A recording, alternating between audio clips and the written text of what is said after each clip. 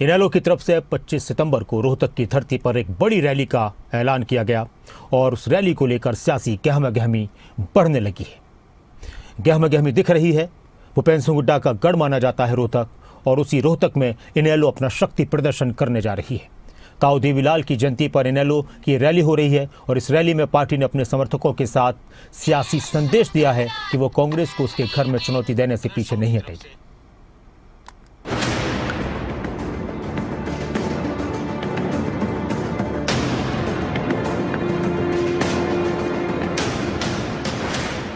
मैदान तैयार है। रोहतक की धरती वो जगह जो कांग्रेस और हुड्डा परिवार का दबदबा रखती रही है। इनेलो अपनी सियासी जमीन मजबूत करने के लिए जोरदार शक्ति प्रदर्शन करने जा रही है। चौधरी देवीलाल की जयंती पर होने जा रही इस रैली में भारी भीड़ जुटने का दावा है।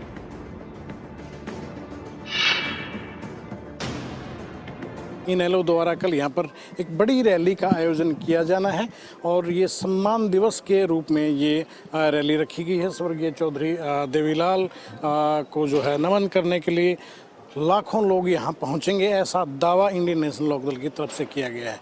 और ख़ास बात यह है कि जहाँ पर ये रैली होनी है, ये सम्मान समारोह होना है, ये काफ़ी खुला एरिया है, काफ़ी बड़ा ये क्षेत्र कहा जा सकता है और इसको भी और एक्सटेंड कर दिया गया है। दोनों तरफ अलग अलग 2 शेड लगा दिए गए हैं ताकि किसी किस्म की लोगों को दिक्कत ना हो, ज़्यादा से ज़्यादा लोग जो है वो यहाँ पर पहुँच सकें, ऐसी व्यवस्था की गई है। लाखों लोगों के यहाँ जुटने के दावे किए गए हैं। कितनी हकीकत है ये खैर आने वाले वक्त में तस्वीरें बताएंगी।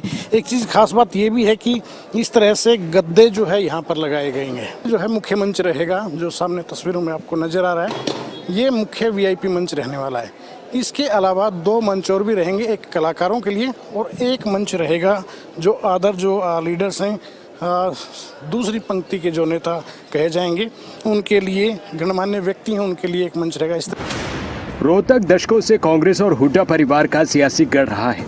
रैली कर इनेलो ने सीधा संदेश दिया है कि कांग्रेस को उसके घर में चुनौती देने में वो पीछे नहीं हटेगी।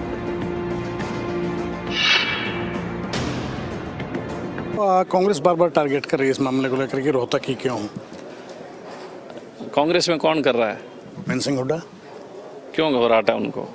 ये तो आप बताएंगे। तो मैं तो आपके से पूछ रहा हूँ, किसी को घबराहट है तभी कर रहा होगा। तो सवाल जवाब तो आप ही देंगे। इन लोगों ने हरियाणा के लोगों को बरगलाने का काम किया, खास तौर पे ओल्ड रोहतक को, जो चौधर के नाम पे ये कहा करते कि हमने रोहतक की चौधर लेके आनी है। लोग भोले भाले थे, इन लोगों ने चौधरी देवीलाल का साथ दिया, लोगों ने इनको राज सत्ता देने का काम किया। इन्होंने उन लोगों के साथ उनकी भावनाओं से खिलवाड़ किया, ज़मीनों की ट्रेडिंग शुरू की। इंडियन नेशनल लोकदल ये एकमात्र ऐसा विकल्प है कि जो हरियाणा के हितों की रक्षा कर सकता है। ये तो दोनों बाप बेटे ट्रेडर बन के आए थे और उससे भी बड़े कॉरपोरेट अब ये BJP है। इस बड़ी रैली की तैयारियों का जायजा खुद इनेलो के विधायक अर्जुन और आदित्य देवीलाल कर रहे हैं। जिस जगह रैली होनी है वहां तैयारियां पूरी की गई हैं। हर साल 25 सितंबर को चौधरी देवीलाल की जयंती होती है। चौधरी देवीलाल 2 बार हरियाणा के मुख्यमंत्री रहे, भारत के उप प्रधानमंत्री रहे। हर साल जयंती पर इनेलो का शक्ति प्रदर्शन होता है। ये पहली बार नहीं है जब इनेलो इस तरह से शक्ति प्रदर्शन करने जा रही है। साल दर साल ऐसे कई मौके आए जब इनेलो की तरफ से चौधरी देवीलाल की जयंती पर सियासी हुंकार अलग अलग जगहों से भरी गई और इस बार जगह है रोहतक। पिछले साल OP चौटाला के निधन के बाद ये पहली बार है जब अभय चौटाला के नेतृत्व में पार्टी अपनी सियासी ताकत दिखाने जा रही है। ब्यूरो रिपोर्ट, खबरें अभी तक। और रोहतक में होने वाली इनेलो की इस रैली को लेकर इनेलो विधायक अर्जुन चौटाला ने कहा कि रोहतक में जितना बड़ा मंच तैयार हुआ है उतना बड़ा पंडाल किसी पार्टी का देखने को नहीं मिलेगा। चौधरी देवीलाल की पार्टी इंडियन नेशनल लोकदल जिस भूमि से, जिस धरती से कल लंबी लकीर खींचने के प्रयास में, वहां पर फिलहाल जायजा लेने पहुंचे हैं विधायक हैं। चौटाला साहब, कैसा नज़ारा देखने को मिल रहा है? देखिए जी, नज़ारे तो आप देख ही सकते हैं। ऐसा पंडाल आपको रोहतक में, हरियाणा में इतना बड़ा पंडाल आपको किसी और राजनीतिक दल का कभी दिखेगा नहीं। इंडियन नेशनल लोकदल की रैली की दो खासियतें हैं। जब जननायक चौधरी देवीलाल का जन्मदिन मनाते हैं तो हमारी रैली में कुर्सियाँ नहीं लगती। भीड़ इतनी होती है कि कुर्सियाँ लगाएंगी तो जगह छोटी पड़ जाती है। एक्सटेंड किया गया है जगह को, दोनों तरफ बढ़ाया गया है, कितनी उम्मीद है कितने लोग उमड़ पाएंगे? देखिए जी, ऐसे अंदाज़ा न लगाना, कई बार जी हमारी कैलकुलेशन भी गलत रह जाती है। क्योंकि पिछले साल हमने जब कैथल में रैली करी थी, नहीं पिछले से पिछले साल जब कैथल में रैली करी थी, तो जो पंडाल है वो ना केवल हमारा पंडाल भर गया था बल्कि साथ वाले जो पंडाल थे मंडी के अंदर वो दोनों भी भर गए थे। और उतने ही कम से कम 30-40 हज़ार लोग बाहर जाम में फंस गए थे कि वो जगह इतनी ज़्यादा छोटी पड़ गई थी। तो जी इसका अंदाज़ा लगाना तो बहुत मुश्किल है, लेकिन लाखों की तादाद में पूरे हरियाणा प्रदेश ही एकमात्र ऐसी रैली है जिसमें हरियाणा प्रदेश के हर गाँव से कोई ना कोई साथी ज़रूर आता है। एक्चुअली अभय सिंह चौटाला जी से बात हो रही थी तो वो कह रहे थे कि इससे ज़्यादा खुली जगह हमें मिली नहीं, हम उससे बड़ी जगह तलाश रहे थे। हम हाँ बड़ी जगह तलाश रहे थे, परंतु रोहतक शहर के अंदर अभी इससे बड़ी जगह है नहीं। और ये भी आप देख सकते हो जितनी बड़ी थी उसको भी हमने और बड़ा करने का प्रयास करा है। आमतौर पर चौटाला साहब देखने को मिलता है कि कुर्सियां लगाई जाती हैं ताकि ज़्यादा से ज़्यादा शो दिखाया जा सके कि बहुत ज़्यादा भीड़ है।